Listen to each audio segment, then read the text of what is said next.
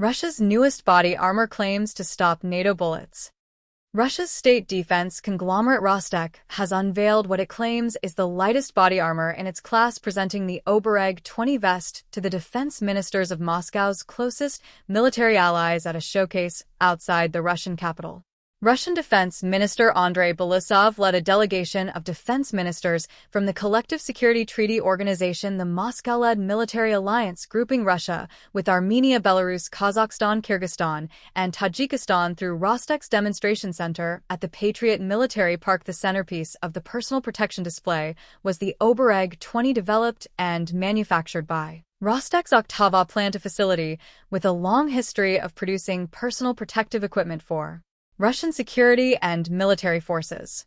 Rostec describes Obereg 20 as the lightest vest in its class, weighing 75 kilograms, 165 pounds. That weight figure is significant in the context of modern infantry combat, where soldiers already carry weapons, ammunition, communications equipment, water, and rations that can push total load well above 30 kilograms, 66 pounds. Every kilogram saved on body armor is a kilogram available for mission-critical equipment, or simply a reduction in the physical burden that degrades combat performance over hours and days in the field.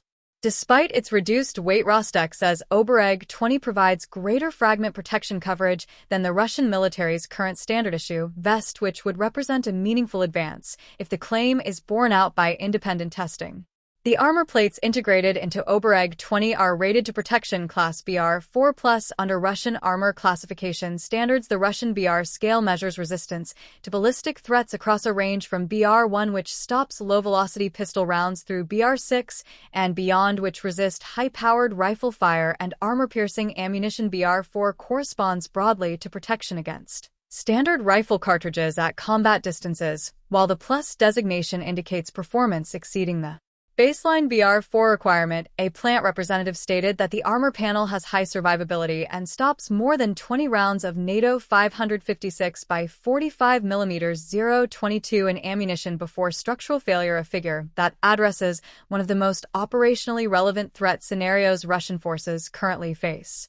The choice of NATO 556 by 45 mm as the test benchmark is not incidental. That cartridge powers the M16 and M4 family of assault rifles that forms the backbone of U.S. Army infantry weapons, and it has been supplied to Ukrainian forces in large quantities through Western military aid packages. Russian forces have encountered it daily since the full-scale invasion of Ukraine began in February 2022, making resistance to that specific round a direct operational requirement rather than a theoretical specification exercise, claiming that the vest stops more than 20 such rounds before losing protective integrity is a pointed performance statement aimed squarely at the threat environment Russian soldiers actually inhabit. Those claims have not been independently verified and should be treated as Rostec's assertion pending confirmation through third-party testing.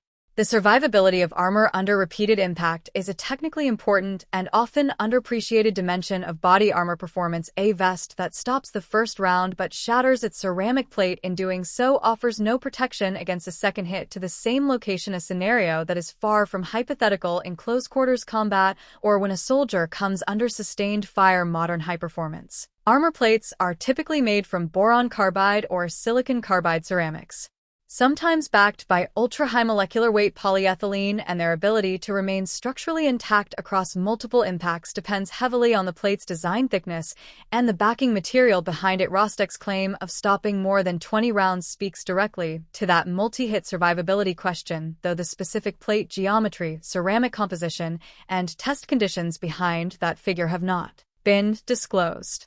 Obereg 20 is currently undergoing trials and has not yet entered series production. The ministerial demonstration at Patriot Park suggests Rostec is positioning the vest for imminent procurement decisions within CSTO member states, using the alliance's defense ministers as both an audience and a potential customer base for Russia itself. The practical path from successful trials to frontline issue involves production scaling at the Oktava plant, a logistics chain capable of distributing equipment across an army engaged in active combat operations, and integration into the broader personal protective equipment system that includes helmets, ballistic eye protection, and load-bearing equipment designed to work together with the vest.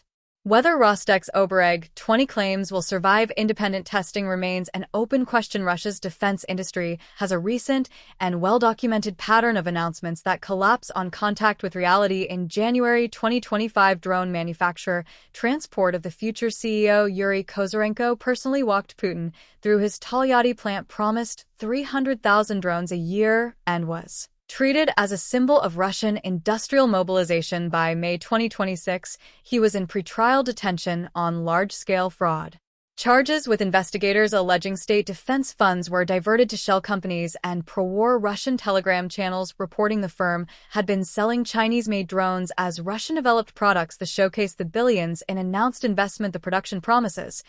None of it was real. Rostec's vest may prove different.